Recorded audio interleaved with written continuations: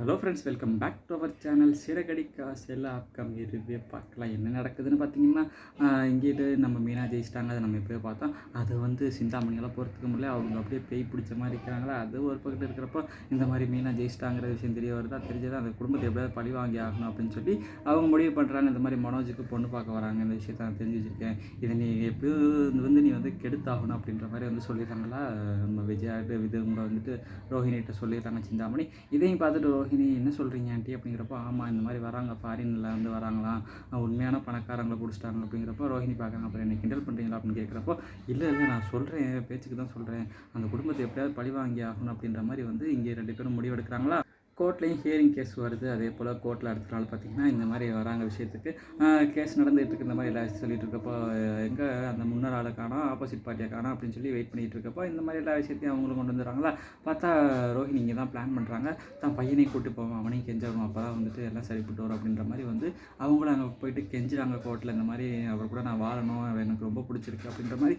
இல்லை எனக்கு வேணாம் அப்படின்ற மாதிரி வந்து இது எவ்வளோ மனது சொல்லி பார்க்குறாங்க. இவங்களும் தான் பிள்ளையை கூட்டு வந்து எதுக்கு இங்கே பசங்கள்லாம் கூப்பிட்டு வர இந்த இடத்துக்கு அப்படின்னு கேட்குறப்போ, அவனும் வாழணும்னு ஆசைப்பட்றான் சொல்கிறேன் அப்படிங்கிறப்போ, ஆமாம் நான் மனோஜ் அப்பாவோட வாழணும், எனக்கு மனோஜ் அப்பா வேணும் அப்படின்னு சொல்லி கிறிஸ்துவ இங்கே அழுகுறானா. டேய், நீ இதுக்கு அந்த மாதிரிலாம் விஷயம் இருக்கா, நீ யாருன்னு எனக்கு தெரியாது, ஏன்னா ஏன் பிள்ளையா அப்படின்ற மாதிரி வந்து அவர் கத்துறாங்க. கோர்ட்டில் என்ன இந்த மாதிரிலாம் கத்திட்டு இருக்கீங்க, அமைதியாக இருங்க அப்படின்ற மாதிரி வந்து கோர்ட்டை அமைதிப்படுத்துதா. இங்கே பார்த்தீங்கன்னா எவ்வளவோ பேசி பார்க்குறாங்க 2 பேருமே, சரிப்பட்டு வர மாதிரி இல்லை. டக்குன்னு ஜட்ஜு வந்து ஒரு இது கொடுத்துட்றாங்க. 6 மாதம் 2 பேருமே கொஞ்சம் வந்து நான் அந்த கேஸ் தள்ளி வைக்கிறேன், அது வரைக்கும் 6 மாதத்துக்கு நீங்கள் தான் ஜீவனாம்சமாக 25,000 இந்த பொண்ணு கொடுக்கணும், மற்ற செலவெல்லாம் பார்த்துக்கணும் அப்படின்ற மாதிரி, இந்த குழந்தைய நீங்கள் தான் பார்த்துக்கணும், இதுக்கப்புறம் என்ன அதோ அதுக்கு 6 மாதத்துக்கு அப்புறம் பார்த்துக்கலாம் அப்படின்ற மாதிரி சொல்லிட்டு கேஸை தள்ளி வச்சுட்டாங்களா. என்ன நீங்கள் இந்த மாதிரி பண்ணுறீங்க அப்படின்ற மாதிரி ரோஹிணி நல்லா பிளான் பண்ணிட்டா அப்படின்ற மாதிரி வந்து பேசிகிட்டு இருக்காங்களா. ரோஹிணி சிரிச்சுட்டு, இந்த 6 மாதம் எனக்கு போதும் மனோஜ், நான் அவன் கூட வந்து சேர்றதுக்கு அப்படின்ற மாதிரி வந்து விஜயாட்டே மனோஜிட்டே சொல்லிட்டு போகிறாங்களா. விஜய் வந்து டென்ஷனில் என்னடா அது அப்படின்ற மாதிரி வந்து யோசிச்சுட்டு இருக்காங்களா. இங்கிட்டு பார்த்தீங்கன்னா, அம்மா என்னம்மா இந்த மாதிரி நடந்துச்சு, நாளைக்கு பொண்ணு பார்க்க வேற வராங்க என்னம்மா அப்படிங்கிறப்போ, இந்த விஷயம் வந்து நம்ம வீட்டுக்கு தெரியக்கூடாது அப்படின்ற மாதிரி சொல்கிறாங்களா. சரிம்மா அப்படின்னு அடுத்த நாள் பார்த்தீங்கன்னா பொண்ணு பார்க்குறதுக்காக ரெடி ஆகிட்டு இருக்காங்களா. என்கேஜ்மெண்ட் மோதிரத்தை காலம் தேடிட்டு இருக்காங்க. எளிய மீனா அப்படின்றப்போ, என்ன எல்லாத்துக்கும் மீனாவே சந்தேகப்பட்டு இருக்கு அப்படின்ற மாதிரி சந்தேகப்பட்டு எல்லாமே எல்லா இடத்துலையும் தேடிட்டு இருக்காங்க. ஒவ்வொரு இடமா தேடிட்டு இருக்கப்போ அந்த என்கேஜ்மெண்ட் பார்ட்டியை வந்துடுறாங்களா. வந்ததுக்கப்புறம் அந்த மாதிரி பேசிகிட்டு இருக்காங்களா. பேசிட்டு ஓகே அப்படின்றப்போ என்கேஜ் மோதிரத்தை காண எப்படியோ தேடி கண்டுபிடிச்சி எடுத்துடுறாங்க மோதிரத்தை. இந்த மோதிரத்தை போட்டு விடு அப்படின்ற மாதிரி சொல்லி மோதிரத்தை போடலாம் அப்படின்னு போகிறப்போ, அப்பா அப்படின்ற மாதிரி ஒரு குரல் கேட்குது. அப்பாவா, யார் அது அப்படின்னு பார்க்குறப்போ, அதுதான் பார்த்தீங்கன்னா கிறிஸ் வரான். அப்பா என்னப்பா அப்படின்ற மாதிரி வராங்க. பார்த்தீங்கன்னா ரோஹிணி வந்து நிற்கிறாங்க. என்ன ஆச்சு ஏதாச்சுன்னு பார்க்குறாங்க.